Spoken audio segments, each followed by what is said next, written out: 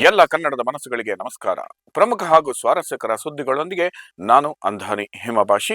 ನೀವು ನೋಡ್ತಾ ಇದ್ದೀರಿ ಬಿಬಿ ನ್ಯೂಸ್ ಕನ್ನಡ. ಇದು ಫಸ್ಟ್ ಫೋಕಸ್.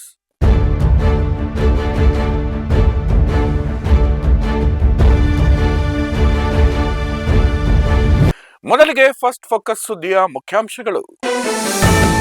ಬಳ್ಳಾರಿಯಲ್ಲಿ ಮತ್ತೆ ರೆಡ್ಡಿಗಳ ಕಾಳಗ. ಮಾಡೆಲ್ ಹೌಸ್ ಬೆಂಕಿ, ಭರತ್ ಕೈವಾಡ ಎಂದ ಸೋಮಶೇಖರ್.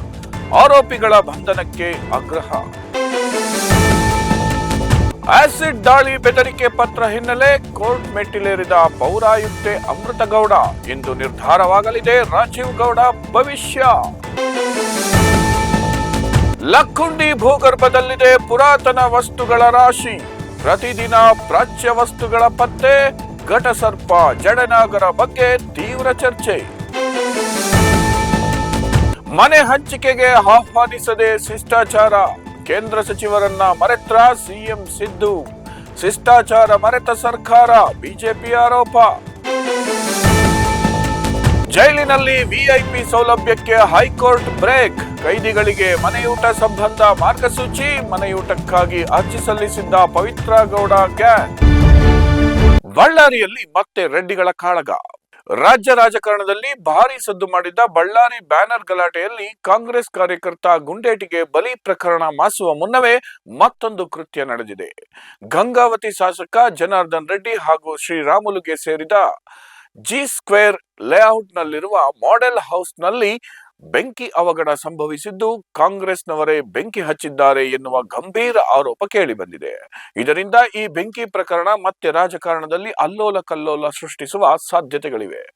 ಈ ಘಟನೆ ಬಗ್ಗೆ ಮಾಜಿ ಶಾಸಕ ಸೋಮಶೇಖರ್ ರೆಡ್ಡಿ ಪ್ರತಿಕ್ರಿಯಿಸಿದ್ದು, ಬ್ಯಾನರ್ ಗಲಾಟೆ ವೇಳೆ ಬೆಂಕಿ ಹಚ್ಚುತ್ತೇನೆಂದು ಹೇಳಿದ್ದರೂ ಅಂದಿನ ಘಟನೆಗೆ ಸಾಕ್ಷಿ ಎನ್ನುವಂತೆ ಈಗ ಬೆಂಕಿ ಹಚ್ಚಿದ್ದಾರೆ. ನಮಗೆ ಸೇರಿದ ಮಾಡೆಲ್ ಹೌಸ್ ಬೆಂಕಿ ಹಚ್ಚಿದ್ದಾರೆ. 100 ಎಕರೆ ಪ್ರದೇಶದಲ್ಲಿ ಲೇಔಟ್ ಮಾಡಲಾಗಿತ್ತು. ಖರೀದಿದಾರರಿಗೆ ತೋರಿಸಲು ಮಾಡೆಲ್ ಹೌಸ್ ನಿರ್ಮಿಸಿದ್ದೆವು. ಸಂಜೆ 6:30 ಸುಮಾರಿಗೆ ಬೆಂಕಿ ಹಚ್ಚಲಾಗಿದೆ. ಬೆಂಕಿ ಹಚ್ಚಿದವರನ್ನು ಹಿಡಿಯಲು ಕೆಲವರು ಯತ್ನಿಸಿದ್ದಾರೆ ಎಂದು ಸ್ಫೋಟಕ ಆರೋಪ ಮಾಡಿದ್ದಾರೆ. ಮಾಡೆಲ್ ಹೌಸ್ಗೆ ಪೆಟ್ರೋಲ್ ಡೀಸೆಲ್ ಹಾಕಿ ಬೆಂಕಿ ಹಚ್ಚಿದ್ದಾರೆ. ಕಾಂಗ್ರೆಸ್ ಶಾಸಕ ಭರತ್ ರೆಡ್ಡಿ ಬೆಂಬಲಿಗರೇ ಇದನ್ನ ಮಾಡಿರುವುದು. ಘಟನಾ ಸ್ಥಳಕ್ಕೆ ಪೊಲೀಸ್ ಅಧಿಕಾರಿಗಳು ಕೂಡ ಬಂದಿದ್ದಾರೆ. ಇದನ್ನ ನಾವು ಬಿಡಲ್ಲ, ಪೊಲೀಸ್ ಠಾಣೆಗೆ ದೂರು ನೀಡುತ್ತೇವೆ ಎಂದು ಆಕ್ರೋಶ ಹೊರಹಾಕಿದ್ರು.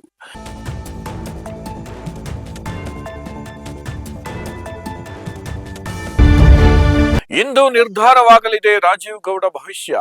ಕಾಂಗ್ರೆಸ್ ಮುಖಂಡ ರಾಜೀವ್ ಗೌಡ ಪ್ರಕರಣಕ್ಕೆ ಸಂಬಂಧಿಸಿದಂತೆ ಶಿಡ್ಲಘಟ್ಟ ನಗರಸಭೆ ಪೌರಾಯುಕ್ತೆ ಆಸಿಡ್ ಹಾಕುವುದಾಗಿ ಬೆದರಿಕೆ ಬೆನ್ನಲ್ಲೇ ರಕ್ಷಣೆ ನೀಡುವಂತೆ ಶಿಡ್ಲಘಟ್ಟ ಟೌನ್ ಠಾಣೆ ಪೊಲೀಸರಿಗೆ ಅಮೃತಗೌಡ ಮನವಿ ಮಾಡಿದ್ದಾರೆ.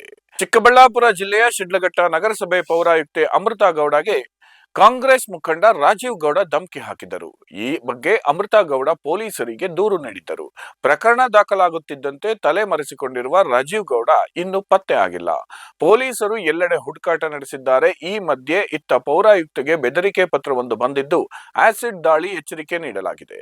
ಈ ಹಿನ್ನೆಲೆ ಇದೀಗ ರಕ್ಷಣೆ ನೀಡುವಂತೆ ಪೊಲೀಸರಿಗೆ ಮನವಿ ಮಾಡಿದ್ದಾರೆ. ರಾಜೀವ್ ಗೌಡಗೆ ಕಾನೂನಿನ ಉರುಳು ಬಿಗಿಯಾಗ್ತಿದೆ. ಪೌರಾಯುಕ್ತೆ ಅಮೃತಾಗೆ ಅವಾಚ್ಯ ಶಬ್ದಗಳಿಂದ ನಿಂದಿಸಿ ಕಚೇರಿಗೆ ಬೆಂಕಿ ಹಚ್ಚುವ ಬೆದರಿಕೆ ಹಾಕಿದ್ದ ರಾಜೀವ್ ಗೌಡ ತನ್ನ ಮೇಲಿನ ಎಫ್ಐಆರ್ ರದ್ದು ಮಾಡಬೇಕು ಅಂತ ಹೈಕೋರ್ಟ್ ಮೆಟ್ಟಿಲೇರಿದ್ದರು. ಆದರೆ ಹೈಕೋರ್ಟ್ ಆ ಅರ್ಜಿಯನ್ನ ನಿರ್ದಾಕ್ಷಿಣ್ಯವಾಗಿ ತಿರಸ್ಕರಿಸಿದೆ. ತನಿಖೆ ಮುಂದುವರಿಯಲಿ ಎಂದು ಆದೇಶ ನೀಡುವ ಮೂಲಕ ರಾಜೀವ್ ಗೌಡಗೆ ಮೊದಲ ಶಾಕ್ ನೀಡಿದೆ. ಸದ್ಯ ನ್ಯಾಯಾಲಯ ವಾದ ಪ್ರತಿವಾದ ಆಲಿಸಿದ್ದು ಇಂದಿಗೆ ಆದೇಶ ಕಾಯ್ದಿರಿಸಿದೆ. ರಾಜೀವ್ ಗೌಡಗೆ ನಿರೀಕ್ಷಣಾ ಜಾಮೀನು ಸಿಗುತ್ತಾ ಇಲ್ಲ ಜೈಲು ಪಾಲಾಗುತ್ತಾರಾ ಎನ್ನುವುದು ಗೊತ್ತಾಗಲಿದೆ.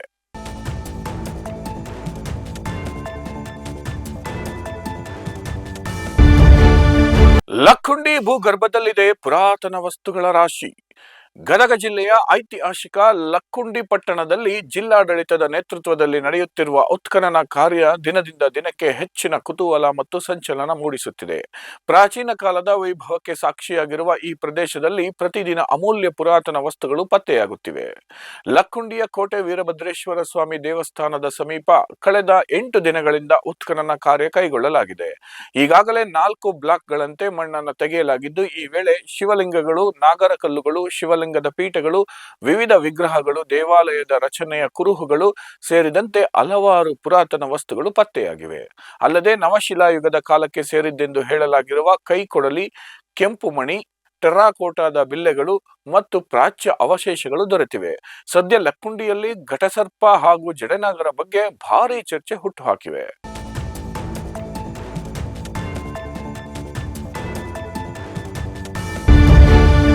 ಶಿಷ್ಟಾಚಾರ ಮರೆತ ಸರ್ಕಾರ, ಬಿಜೆಪಿ ಆರೋಪ.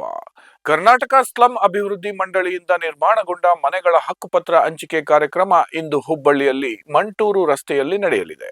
ಪ್ರಧಾನಮಂತ್ರಿ ಆವಾಸ್ ಯೋಜನೆಯಡಿ ಮಂಜೂರಾದ ಮನೆಗಳ ಹಂಚಿಕೆ ನೆಪದಲ್ಲಿ ನಡೆಯುತ್ತಿರುವ ಈ ಕಾರ್ಯಕ್ರಮ ರಾಜಕೀಯವಾಗಿ ತೀವ್ರ ಚರ್ಚೆಗೆ ಗ್ರಾಸವಾಗಿದೆ. ಕಾರ್ಯಕ್ರಮಕ್ಕೆ ಕೇಂದ್ರ ಸಚಿವರು ಹಾಗೂ ಬಿಜೆಪಿ ಶಾಸಕರನ್ನ ಆಹ್ವಾನಿಸಿಲ್ಲ ಎಂಬ ಆರೋಪದ ಹಿನ್ನೆಲೆಯಲ್ಲಿ ಬಿಜೆಪಿ ಇಂದು ಪ್ರತಿಭಟನೆ ನಡೆಸಲಿದೆ.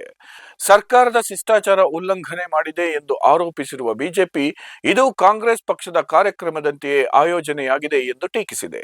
ಪ್ರತಿಭಟನೆಯ ಭಾಗವಾಗಿ ದುರ್ಗದ ಬೈಲು ವೃತ್ತದಿಂದ ಬಸವೇಶ್ವರ ನಗರದವರೆಗೆ ರ್ಯಾಲಿ ನಡೆಯಲಿದ್ದು, ಶಾಸಕ ಮಹೇಶ್ ತೆಂಗಿನಕಾಯಿ, ಶಾಸಕ ಎಂಆರ್ ಪಾಟೀಲ್ ಹಾಗೂ ವಿಧಾನ ಪರಿಷತ್ ಸದಸ್ಯ ಪ್ರದೀಪ್ ಶೆಟ್ಟರ್ ಭಾಗಿಯಾಗಲಿದ್ದಾರೆ.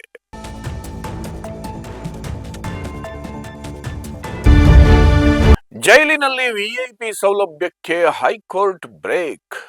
ಕರ್ನಾಟಕದ ಜೈಲುಗಳಲ್ಲಿನ ಖೈದಿಗಳಿಗೆ ಮನೆಯ ಊಟ ಮತ್ತು ಇತರ ಅಗತ್ಯ ವಸ್ತುಗಳನ್ನು ನೀಡುವ ಬಗ್ಗೆ ಹೈಕೋರ್ಟ್ ಮಹತ್ವದ ಆದೇಶವೊಂದನ್ನು ಹೊರಡಿಸಿದೆ.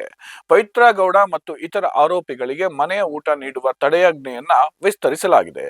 ಈ ವಿಚಾರಣೆ ಸಂಬಂಧ ಮತ್ತೊಂದು ಮಹತ್ವದ ಆದೇಶ ಹೊರಡಿಸಿದ್ದು, ಖೈದಿಗಳಿಗೆ ಮನೆಯೂಟ ನೀಡುವ ಬಗ್ಗೆ ಮಾರ್ಗಸೂಚಿ ರೂಪಿಸಲು ಇದು ಸೂಕ್ತ ಸಮಯ ಎಂದು ಹೇಳಿದೆ. ಯಾವ ಖೈದಿಗಳಿಗೆ ವಿಶೇಷ ಸೌಲಭ್ಯ ನೀಡಲಾಗುತ್ತಿದೆ ಎಂಬ ಮಾಹಿತಿ ನೀಡಲು ಸರ್ಕಾರಕ್ಕೆ ಸೂಚಿಸಲಾಗಿದೆ.